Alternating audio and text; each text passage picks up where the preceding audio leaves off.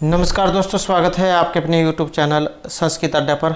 दोस्तों, आज की जो वीडियो इसमें हम करेंगे बाल विकास एवं शिक्षा शास्त्र से संबंधित महत्वपूर्ण क्वेश्चनों को जो आपके आगे आने वाले एग्जाम के लिए महत्वपूर्ण रहेंगे।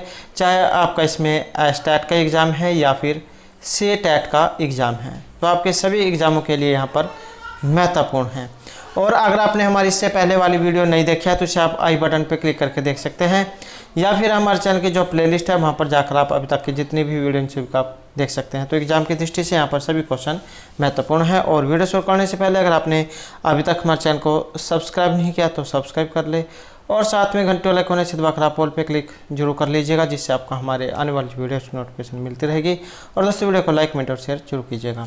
और आप हमारे जो दूसरे चैनल है रीडिंग लव्स के नाम से इसे भी सब्सक्राइब कर सकते हैं, क्योंकि जो भी कोई नई वैकेंसी है इससे संबंधित महत्वपूर्ण जो अपडेट आते हैं तो इस चैनल पर हम डालते रहते हैं। और इसका जो लिंक है वो आपको इस वीडियो के डिस्क्रिप्शन में मिल जाएगा, तो वहाँ से आप हमारे चैनल पर पहुँच जाओगे। या फिर @रीडिंग लवर्स नाम से अगर आप सर्च करेंगे तो उसके बाद भी आप हमारे चैनल पर पहुँच सकते हैं। तो महत्वपूर्ण अपडेट और क्वेश्चनों के लिए इस चैनल को सब्सक्राइब जरूर कर लीजिएगा। और जो कैंडिडेट स्टैट एग्ज़ाम की तैयारी कर रहे हैं, तो जैसे कि आपको पता है कि स्टैट जो है इसमें इसकी जो डेट थी ये 12-13 तारीख थी, और इलेक्शन होने के कारण जो इसको पोस्टपोन किया गया था। तो इसकी जो नई जो एग्ज़ाम डेट है वो आ चुकी है। और अगर आपने अपनी जो नई एग्ज़ाम डेट नहीं देखी है तो वो वाली जो वीडियो है आपको हमारे टेलीग्राम ग्रुप पर मिल जाएगी। और टेलीग्राम ग्रुप जो है उसका लिंक आपको इस वीडियो के डिस्क्रिप्शन में मिल जाएगा, और ये जो चैनल है इसका लिंक भी आपको इस वीडियो के डिस्क्रिप्शन में मिल जाएगा। तो दोनों को आप जो है सब्सक्राइब जरूर कर लीजिएगा महत्वपूर्ण अपडेट को पाने के लिए। तो हमारा यहाँ पर पहला जो क्वेश्चन है ये आप देख सकते हैं, बाल विकास एवं शिक्षण विज्ञान से है। तो हमारा पहला जो क्वेश्चन है कि अभिप्रेरणा के सिद्धांतों के अनुसार एक शिक्षक के द्वारा सीखने को संवर्धित कर सकता है। और यहाँ पर 4 ऑप्शन दिए गए हैं, और आपको भी यहाँ पर सोचने का समय दिया जाएगा कि कौन सा आंसर सही होगा, क्योंकि इस प्रकार से क्वेश्चन एग्जाम में पूछे जाते हैं। तो अभिप्रेरणा के सिद्धांतों के अनुसार एक शिक्षक के द्वारा सीखने को संवर्धित कर सकता है। विद्यार्थियों से वास्तविक अपेक्षाएं रखने, अपेक्षाओं का एक रूप स्तर रखने, विद्यार्थियों से किसी प्रकार की अपेक्षाएं न रखने, या विद्यार्थियों से बहुत उच्च अपेक्षाएं रखना। तो यहाँ पर एक शिक्षक के द्वारा सीखने को संवर्धित कर सकता है, और वो कौन सा है। और यहाँ पर आएगा हमारा ऑप्शन एक ही है, विद्यार्थी से वास्तविक अपेक्षाएं रखना। अभिप्रेरणा सीखने की प्रक्रिया और परिणाम दोनों को प्रभावित करती है, इसलिए ये जो स्किनर जो है इन्होंने अभिप्रेरणा को सीखने का राजमार्ग कहा है। अगला क्वेश्चन है यहाँ पर विकास से। विकास ये कब से शुरू होता है? उत्तर बाल्यावस्था, प्रसव पूर्व, शैशव या पूर्व बाल्यावस्था से। तो विकास कब शुरू होगा? और विकास जो है ये रहेगा ऑप्शन 2 में। ये जो प्रसव पूर्व जो अवस्था होती है उसी से विकास होना शुरू हो जाता है। प्रसव पूर्व मतलब गर्भधारण से। लेकिन रोस महोदय जो उनके अनुसार बालक के विकास की 4 अवस्थाएं बताई गई हैं: शैशव, बाल्य, किशोर और प्रौढ़ावस्था। शैशव अवस्था जो है इनका समय 1 से 5 वर्ष का माना गया है। बाल्यावस्था का 5 से 12 माना गया है। किशोर अवस्था फिर 12 से 18, और जो प्रौढ़ावस्था इनके अनुसार फिर ये 18 से आगे, जब तक व्यक्ति की मृत्यु नहीं होती तब तक माना गया है। तो इस प्रकार से यहाँ पर ये 4 अवस्थाएं मानी गई हैं रोस महोदय के अनुसार। तो विकास जो है गर्भधारण करने से ही शुरू हो जाता है, प्रसव पूर्व अवस्था से। नेक्स्ट क्वेश्चन है यहाँ पर बहुविध बुद्धि सिद्धांत के अनुसार सभी प्रकार के पशुओं, खनिजों और पेड़ पौधों को पहचानने और वर्गीकृत करने की योग्यता इनमें से क्या कहलाती है? तार्किक, गणितीय बुद्धि, प्राकृतिक, भाषिक या स्थानिक बुद्धि।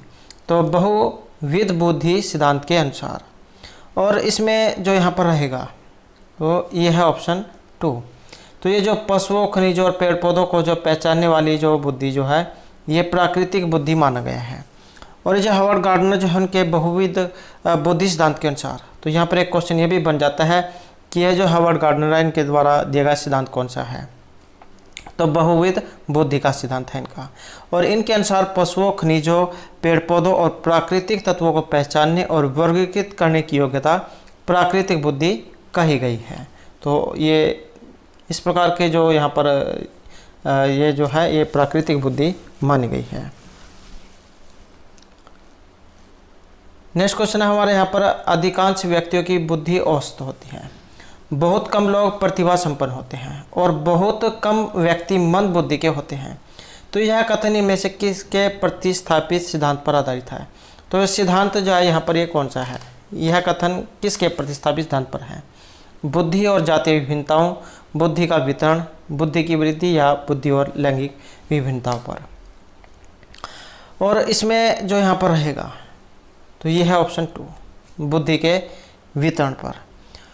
तो बुद्धि का जो वितरण है ये प्रतिस्थापित सिद्धांत के अनुसार लगभग जो 70% व्यक्तियों की बुद्धि लब्धि 90 से 110 के बीच में होती है और लगभग 15% व्यक्तियों की बुद्धि लब्धि 110 से अधिक और लगभग 15% व्यक्तियों की बुद्धि लब्धि 90 से कम होती है।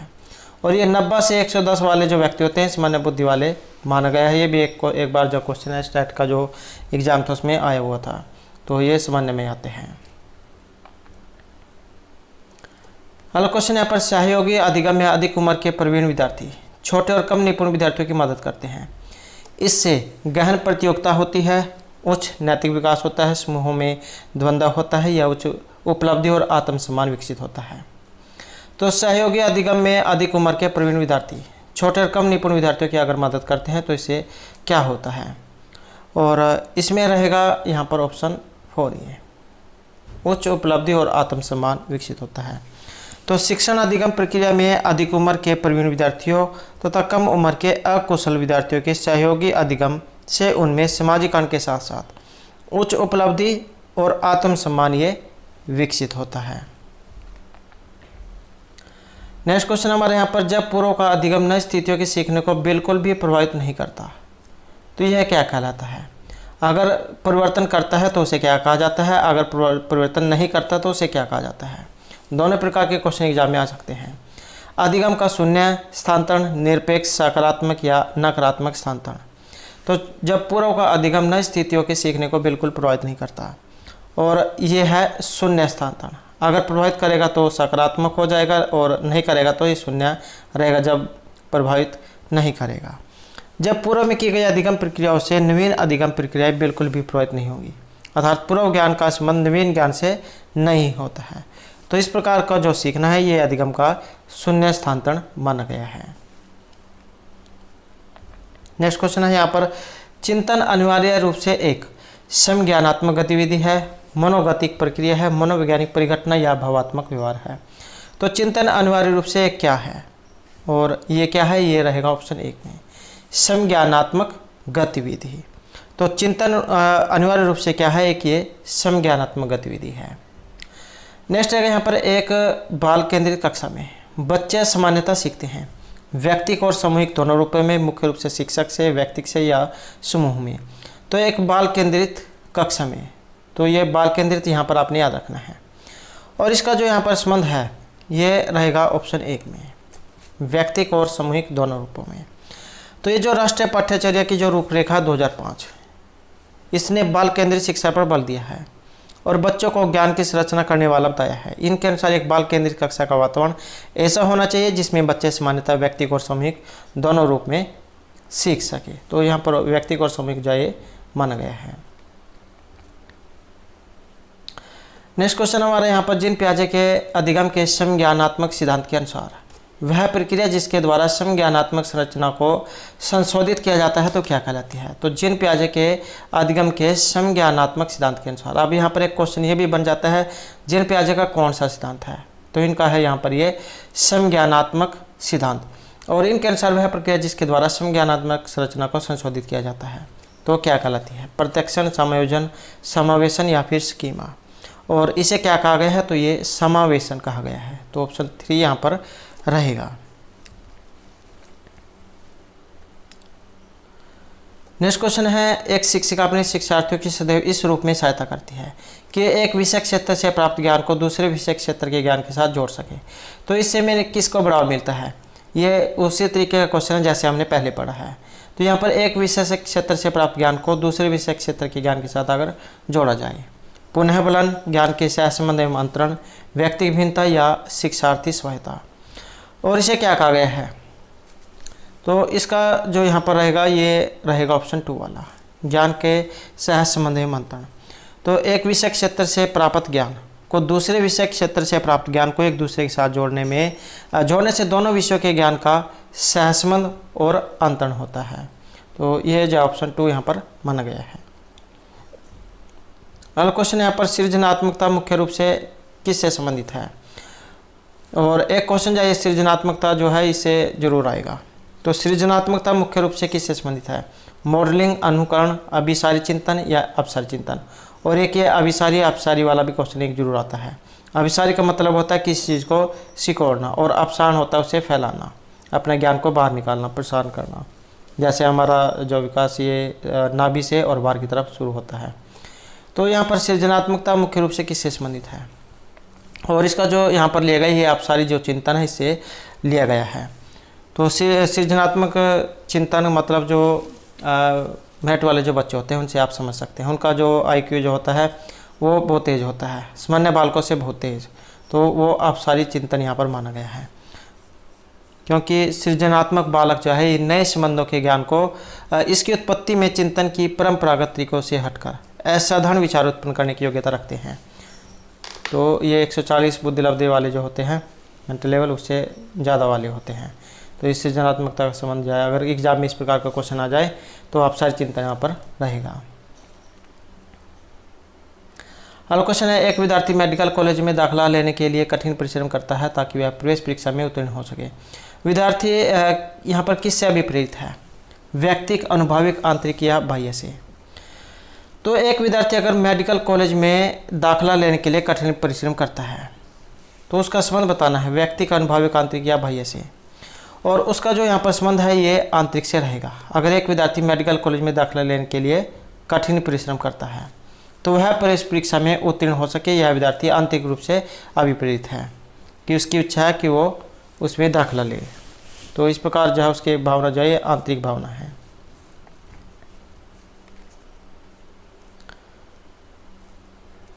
नेक्स्ट क्वेश्चन रहेगा, व्यवहार का करना पक्ष ये किस में आता है, सीखने के गति क्षेत्र में, मनोवैज्ञानिक, संज्ञानात्मक या भावात्मक क्षेत्र में। तो व्यवहार का सीखना करना जो किस पक्ष में आता है, और ये रहेगा संज्ञानात्मक पक्ष में। तो व्यवहार का करना क्या है, ये संज्ञानात्मक जो है इसके अंतर्गत आता है, क्योंकि व्यवहार का देखना, अवबोधन करना, समझना, ये अंतर्निहित करना ही संज्ञान है। अगला क्वेश्चन है, विज्ञान एवं कला प्रदर्शनियाँ, संगीत एवं नृत्य प्रस्तुतियाँ तथा विद्यालय पत्रिका निकालना, ये इनमें से किसके लिए है, शिक्षार्थियों को सृजनात्मक मार्ग उपलब्ध कराना, विभिन्न व्यवसायों के लिए विद्यार्थियों को प्रशिक्षित करना, विद्यालय का नाम रोशन करना या अभिभावकों को संतुष्ट करना।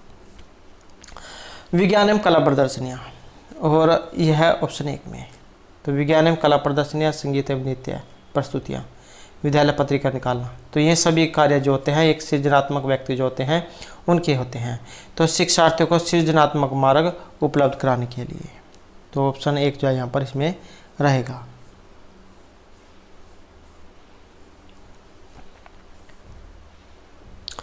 नेक्स्ट है, यहाँ पर एक शिक्षिका अपने शिक्षार्थियों को अनेक तरह की समूह गतिविधियों में व्यस्त रखती है, जैसे समूह चर्चा हो गई, समूह परियोजना हो गई या भूमिका निर्वाह।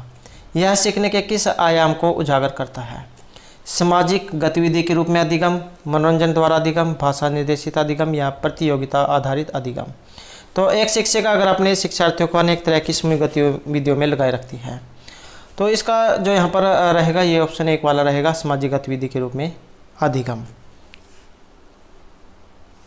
क्योंकि ये जो गतिविधि जो होती है इस प्रकार की एक्टिविटी ये जो है शिक्षार्थियों में सामाजिकरण का जो कौशल है उसको बढ़ाती है, उसका विकास करती है। नेक्स्ट है, जब एक शिक्षिका दृष्टिबाधित शिक्षार्थी को कक्षा के अन्य शिक्षार्थियों के साथ सामूहिक गतिविधि में शामिल करती है, तो वह इनमें से क्या कर रही है। एक शिक्षिका अगर दृष्टिबाधित जो होते हैं उनको कक्षा के अन्य जो व्यक्ति है, अन्य जो छात्र हैं उनके साथ ही अन्य जो क्रियाएं उनमें शामिल करती है, कक्षा के लिए सीखने हेतु बाधाएं उत्पन्न कर रही है। यहाँ पर अगर आप आंसर की तरफ ध्यान दें तो सीखने हेतु बाधाएं, तो ये बाधाएं जो कभी भी सही आंसर नहीं हो सकता। समावेशी शिक्षा की भावना के अनुसार कार्य कर रही है। ये जो समावेशी जो यहाँ पर शब्द आया है, इसका मतलब होता है सभी को साथ लेकर चलना। सभी शिक्षार्थियों में दृष्टिबाधित शिक्षार्थियों के प्रति सहानुभूति विकसित करने में मदद कर रही है। या दृष्टिबाधित शिक्षार्थी पर समझता तनाव बढ़ा रही है। ये तनाव वाला भी जा कभी इसका आंसर नहीं हो सकता। तो यहाँ पर जो इसमें सी आंसर कौन सा है, और ये जो समावेशी जो यहाँ पर आया है, समावेशी का अर्थ होता है चाहे इसमें कोई दृष्टिबाधित है या अन्य या सभी को साथ लेकर चलना। तो समावेशी शिक्षा की भावना के अनुसार ये कार्य कर रही है। नेक्स्ट है यहाँ पर एक शिक्षिका अपने शिक्षण में दृश्य श्रव्य सामग्रियों और सारी गतिविधियों का प्रयोग करती है। तो वह इनमें से क्या कर रही है? वे शिक्षक को आराम देते हैं। ये हम कभी भी आराम करने वाले जैसे आंसर नहीं मान सकते, क्योंकि एक शिक्षक का काम होता है बच्चों को शिक्षा देना, न कि आराम करना। वे प्रभावी आकलन को सुगम बनाते हैं। ये शिक्षार्थियों को वैविध्यता उपलब्ध कराते हैं। इनमें अधिकतम इंद्रियों का उपयोग सीखने को संवर्धित करता है। तो अगर ये दृश्य श्रव्य या कोई अन्य एक्टिविटी जो उनसे कराती है, तो इसका जो संबंध है ये ऑप्शन 4 में रहेगा। इसमें क्या है? अधिकतम इंद्रियां, उनका उपयोग सीखने को संवर्धित करता है। जितने ज़्यादा वे प्रैक्टिस करेंगे उतने ज़्यादा उनमें ज्ञान होगा। तो यही जो यहाँ पर कहा गया है। तो ये जो कोहलबर्ग जो है, इनके अनुसार दृश्य श्रव्य सामग्री में आँख और कान के साथ साथ कार्य करते हैं। क्या है? अगर हम दृश्य श्रव्य तो कर ही रहे हैं, लेकिन अगर कोई वैसी जो खेल वाली एक्टिविटी भी करते हैं तो उसमें हमारा शरीर भी काम करता है, क्योंकि ज्ञान जो है ये विभिन्न ज्ञान इंद्रियों के माध्यम से प्राप्त किया जाता है, जिससे जो अधिकतम इंद्रियों का उपयोग सीखने को समर्थित होता है। तो ये ऑप्शन 4 जो यहाँ पर रहेगा। नेक्स्ट है यहाँ पर कोहलबर्ग के अनुसार सही और गलत के प्रश्न के बारे में निर्णय लेने में शामिल चिंतन प्रक्रिया को क्या कहा गया है? तो कोहलबर्ग के अनुसार सही और गलत के प्रश्न के बारे में निर्णय लेना, सहयोग की नैतिकता, नैतिक तर्कना, यथार्थवाद या दुविधा। तो ये जो दुविधा शब्द जो आया है, इस प्रकार के भी कभी सही आंसर नहीं हो सकते।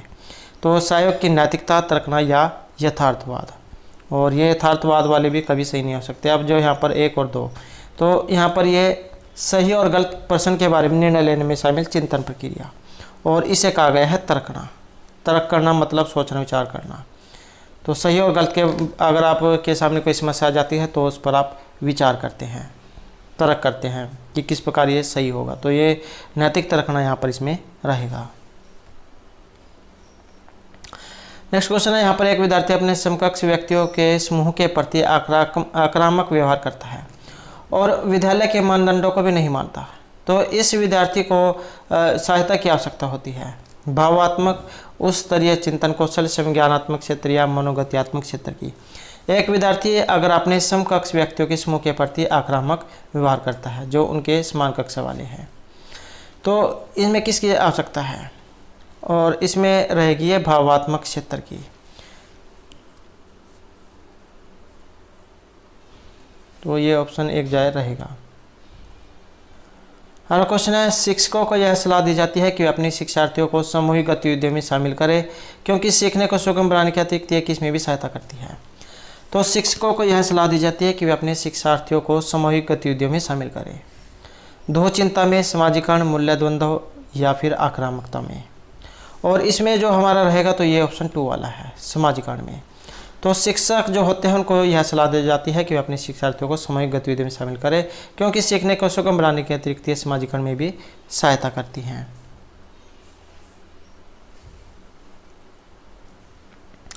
नेक्स्ट है यहाँ पर समावेशी शिक्षा उच्च विद्यालय शिक्षा व्यवस्था की ओर संकेत करती है। विशेष आवश्यकता वाले बच्चों को विशिष्ट विद्यालय के माध्यम से शिक्षा देने को प्रोत्साहित करती है। केवल बालिका शिक्षा को बढ़ावा देने की आवश्यकता पर बल देती है, जो सभी निर्योग्य बच्चों को शामिल करती है, जो उनके शारीरिक, बौद्धिक, सामाजिक, भाषिक या अन्य विभिन्न योग्यता स्थितियों को ध्यान में रखे बगैर सभी बच्चों को शामिल करती है। तो समावेशी शिक्षा उस विद्यालय शिक्षा व्यवस्था की ओर संकेत करती है, जो क्या हो? ऑप्शन 4 वाला। उनकी शारीरिक, बौद्धिक, सामाजिक, भाषिक या अन्य विभिन्न योग्यता स्थितियों को ध्यान में रखे बगैर सभी बच्चों को शामिल करती है। नेक्स्ट क्वेश्चन है हमारे यहाँ पर निम्नलिखित में से कौन सा मुख्य रूप से आनुवांशिकता संबंधी कारक है? तो ये आनुवांशिकता संबंधी कारक जो पीढ़ी दर पीढ़ी जाए चलते रहते हैं, तो इससे संबंधित है और आंखों का रंग सामाजिक गतिविधियों में भागीदारिता, समकक्ष व्यक्तियों के समूह के प्रति अभिवृत्ति या फिर चिंतन पैटर्न। तो मुख्य रूप से आनुवंशिकता का संबंध इनमें किससे है, और ये है आंखों के रंग से। कुछ जो वस्तुएं, जो कुछ चीज़ें ऐसी होती है जो हमें अपने परिवार से मिलती हैं, जो पीढ़ी दर पीढ़ी चलती रहती है, तो ये आंखों का रंग जो है यह आनुवंशिकता संबंधी कारक है।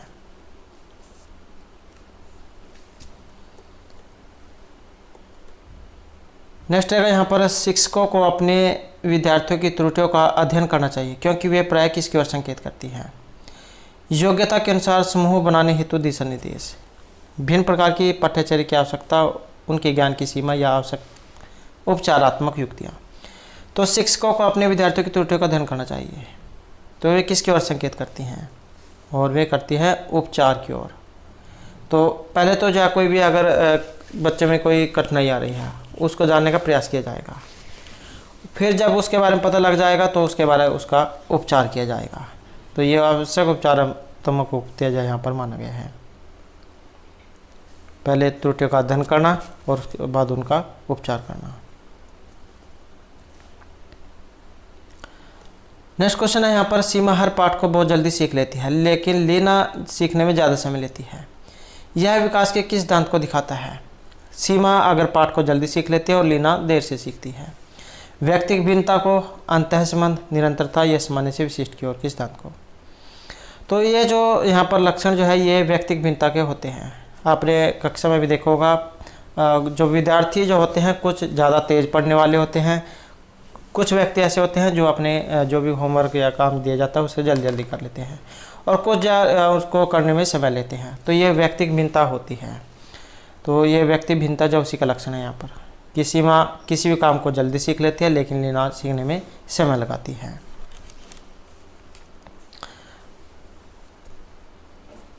अगला क्वेश्चन है यहाँ पर, निम्नलिखित में से किसके अतिरिक्त सभी वातावरणीय कारक विकास को आकार देते हैं? तो यहाँ पर एक के अतिरिक्त एक अलग है। पौष्टिकता की गुणवत्ता, संस्कृति, शिक्षा की गुणात्मकता या शारीरिक गठन। तो यहाँ पर किसके अतिरिक्त, और यह है शरीर का गठन, क्योंकि ये इन तीनों से अलग है। तो पौष्टिकता की गुणवत्ता, संस्कृति और शिक्षा की गुणात्मक वातावरण संबंधी ऐसे कारक जो किसी बालक के विकास की दिशा को निर्धारण करते हैं, जबकि शरीर गठन का आनुवंशिकता संबंधी कारक से संबंधित है, जो बालक के विकास की दिशा का निर्धारण करता है। नेक्स्ट क्वेश्चन हमारे यहाँ पर, श्रवण हास से ग्रसित बच्चे कक्षा में किस सबसे मुख्य निराशा या कुंठा का सामना करते हैं? तो ये श्रवण ह्रास वाले हैं जो सुन नहीं सकते। दूसरे के साथ संप्रेषण करने और सूचनाओं को बांटने में अक्षमता, दूसरे विद्यार्थियों के साथ परीक्षा देने में अक्षमता, प्रस्तावित पाठ्यपुस्तक पढ़ने की अक्षमता या खेलकूद में भागीदारिता निभाने में अक्षमता। अब आप यहाँ पर देख सकते हैं क्वेश्चन में श्रवण ह्रास, जिसे जो सुन नहीं सकता है। तो इस प्रकार के बच्चे क्या नहीं कर पाएंगे? तो इसमें अगर हम यहाँ पर देखें तो अगर किसी को नहीं सुनता, दिख तो रहा है उसे, तो वो परीक्षा भी दे सकता है, पुस्तक पढ़ भी सकता है, बोल भी सकता है, खेल कूद भी सकता है, लेकिन क्या वो दूसरों की बात को सुन नहीं सकता है, दूसरे के साथ वार्तालाप नहीं कर सकता, क्योंकि जब उसे सुना ही नहीं देगा तो वो दूसरे के साथ बातचीत नहीं कर पाएगा। तो इसी कारण से यहाँ पर देख सकते हैं ऑप्शन ए, दूसरे के साथ संप्रेषण करने और सूचनाओं को बांटने में अक्षमता का होना। अगला क्वेश्चन है, डिसलेक्सिया मुख्य रूप से ये इनमें से किस समस्या से संबंधित है? सुनने से, पढ़ने से, बोलने से या बोलने और सुनने से? तो डिसलेक्सिया एक विकार है, एक बीमारी है, और इसका जो संबंध है ये पढ़ने से माना गया है, और यह सब आनुवंशिक और परिवर्तन दोनों कारण से होता है। इसमें शब्दों के उच्चारण तीव्र गति से पढ़ने में समस्या होती है। तो ये डिसलेक्सिया का संबंध पढ़ने से माना गया है। नेक्स्ट क्वेश्चन है यहाँ पर, प्रतिभाशाली विद्यार्थी अपनी क्षमताओं को तब विकसित कर पाएंगे जब बार बार उनकी परीक्षा होगी, वे नए शिक्षार्थियों के साथ अधिगम प्रक्रिया से जुड़ते हैं, उन्हें अन्य विद्यार्थियों से अलग किया जाए, या वे निजी कोचिंग कक्षाओं में पढ़ेंगे। तो प्रतिभाशाली विद्यार्थी अपनी क्षमताओं को तब विकसित कर पाएंगे, कैसे विकसित कर पाएंगे? तो यहाँ पर एक ऑप्शन 2 है कि वे अन्य विद्यार्थियों के साथ अधिगम प्रक्रिया से जुड़ते हैं। नेक्स्ट है यहाँ पर एक अच्छी पाठ्य पुस्तक ये किससे बचाती है? लैंगिक समानता, पूर्वाग्रह, उत्तरदायित्व या संवेदनशीलता से। तो एक अच्छी पाठ्य पुस्तक जो होती है वो लैंगिक पूर्वाग्रह जो होती है उससे बचाती है, क्योंकि प्रत्येक जो व्यक्ति होता है वो स्वयं में विशिष्ट होता है, विशेष होता है। नेक्स्ट क्वेश्चन है यहाँ पर जेन पियाजे के अनुसार संज्ञानात्मक विकास के किस चरण पर बच्चा वस्तु स्थायित्व को प्रदर्शित करता है? तो इनका कौन सा सिद्धांत है? संज्ञानात्मक विकास का सिद्धांत। और वस्तु स्थायित्व को कब प्रदर्शित करेगा? तो इनके अनुसार 4 अवस्थाएं बताई गई हैं। सबसे पहले संवेदी, उसके बाद पूर्व आती है, फिर मूर्त आती है, उसके बाद औपचारिक आती है। तो यहाँ पर ये किस चरण पर वस्तु स्थायित्व को दिखाएगा? और ये है ऑप्शन 4 में, पूर्व से क्रियात्मक चरण पर। और ये जो पूर्व से क्रियात्मक जो अवस्था है ये मानी गई है 2 से 7 साल की, वर्ष की। संवेदी होती है 0 से 2, पूर्व ये होगी 2 से 7 साल की, मूर्त होगी 7 से 11 की, और औपचारिक होगी 11 से इससे आगे की। तो दोस्तों थे हमारे आज के यहाँ पर बाल विकास एवं शिक्षा शास्त्र से संबंधित महत्वपूर्ण क्वेश्चन जो आपके आगे आने वाले एग्जाम के लिए महत्वपूर्ण रहेंगे। और दोस्तों अगर आपने अब तक हमारे चैनल को सब्सक्राइब नहीं किया तो सब्सक्राइब कर ले, और हमारे साथ अंत बनाने के लिए धन्यवाद।